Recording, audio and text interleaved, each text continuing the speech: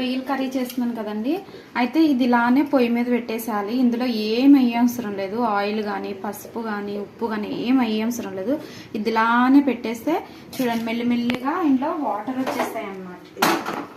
సిమ్లో పెట్టాలి, హైలో పెట్టకూడదు. సిమ్లో పెట్టామంటే అలా మెల్లిగా వాటర్ వచ్చేస్తాయి అన్నమాట. చూడండి రొయ్యలు గోంగూరలోకి 2 పెద్ద ఉల్లిపాయలు తీసుకున్నాను, 4 పచ్చిమిర్చి, కొంచెం కరివేపాకు, 1 టమాటా. గోంగూర వేస్తున్నాం కాబట్టి టమాటా ఎక్కువ పట్టదు. గోంగూర పచ్చిమిర్చి ఇది కూడా ఉడకబెట్టుకోవాలండి. గోంగూరలో కొన్ని పచ్చిమిరపకాయలు, గోంగూర పులుపుకు చచ్చిపోవాలంటే కొంచెం పచ్చిమిర్చి వేసుకోవాలి కదా. కొంచెం పచ్చిమిర్చి, సాల్ట్, పసుపు వేసి ఇది ఉడకబెట్టుకుంటానండి. రొయ్యలు ఉడికిపోయినాక అది వాటర్ అంతా వచ్చేసినాక ఈ గోంగూర ఉడకబెట్టుకుంటాను.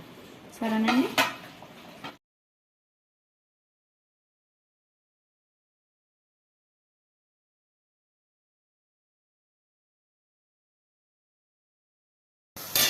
చూడండి ఇట్లా మనకి వాటర్ వచ్చేస్తుంది అనమాట.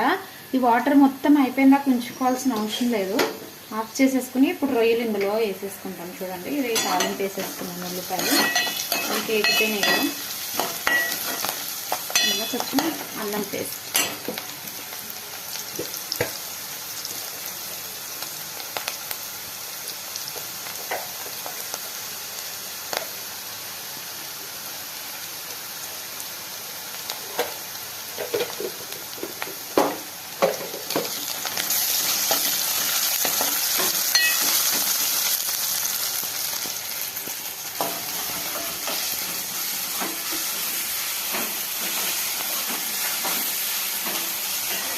అల్లం పేస్ట్ వేసుకున్నాక కొంచెం పసుపు వేసుకోవాలి. అవి రొయ్యలు నీళ్ళు మొత్తం ఇంకిపోయిన దాకా ఉంచితే ఏంటంటే పీస్ అనేది కొంచెం గట్టిగా అయిపోతుంది, రబ్బర్ లాగా ఉంటుంది అనమాట. ఈ స్టేజ్లో వాటర్ ఉండగానే వేసేసుకుంటే అయిపోయిందా. Thank you.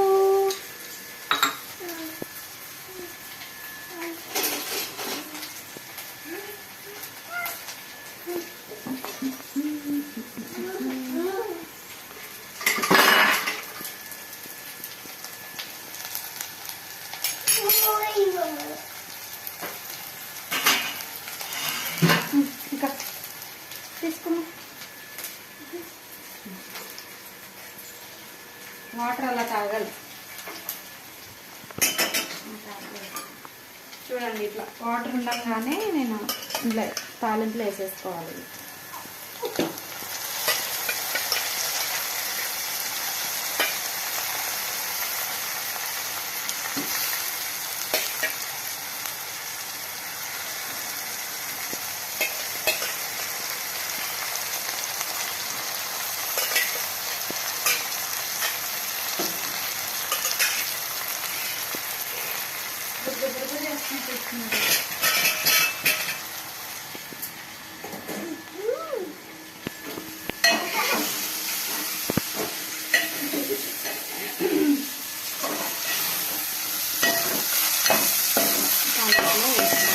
కొంచెం 10 మినిట్స్ అట్లా ఆయిల్ అల్లం పేస్ట్ అంతా వరకు సిమ్లో పెట్టుకొని మగ్గనివ్వాలి.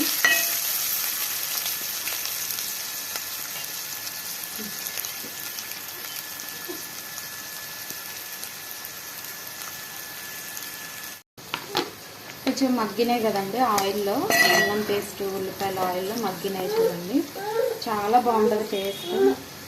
సాల్ట్ వేస్తున్నాను.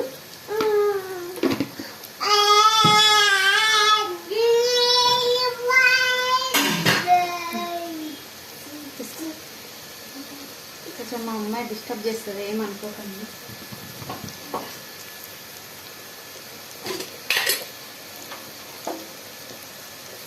ఇంకా కారం కొంచెం ఎక్కువనే పడుతుందండి కారం, ఎందుకంటే గోంగూర వేస్తున్నాం కదా.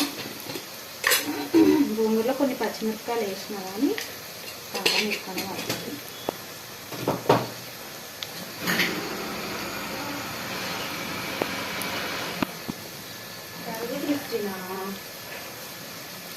స్పూన్ ధనియాల పొడి,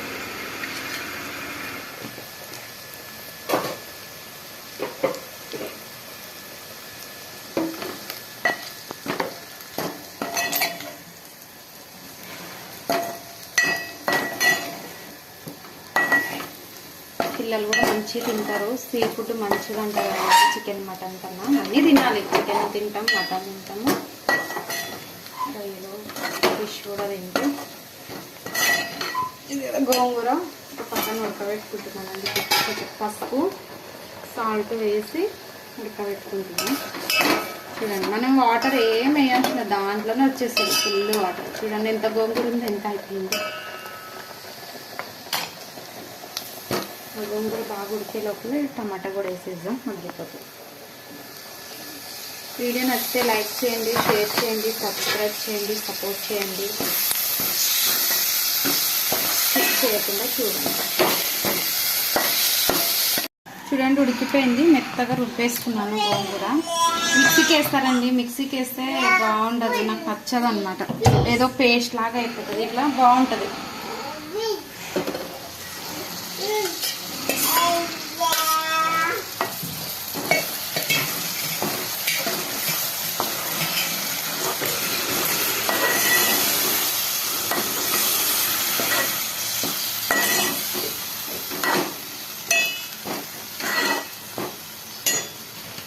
కొంచెం గరం మసాలా వేసుకోవాలి.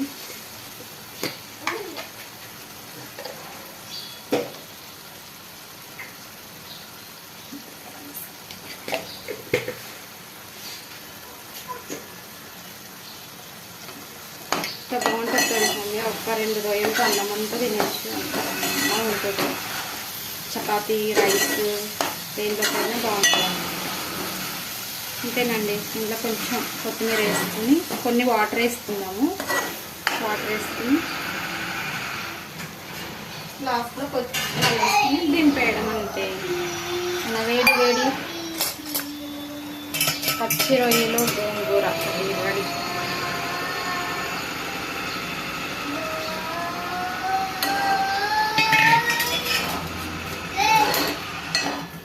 సిటీలో ఉన్న వాళ్ళు పెద్దగా చేసుకోరు, కానీ విలేజ్ లైఫ్లో ఉన్న వాళ్ళు చక్కగా ఎప్పుడు కావాలంటే అప్పుడు రొయ్యలు గోంగూర, బెండకాయ రొయ్యలు, వంకాయ రొయ్యలు, ములక్కాడ గుడ్డు, పచ్చి రొయ్యలు చక్కగా తింటారండి హ్యాపీగా. సిటీలో ఉన్న వాళ్ళకి తెచ్చుకోవాలన్నా కష్టమే, చేసుకోవాలన్నా కష్టమే. వీళ్ళకి ఎంత గ్రేవ్ కావాలో.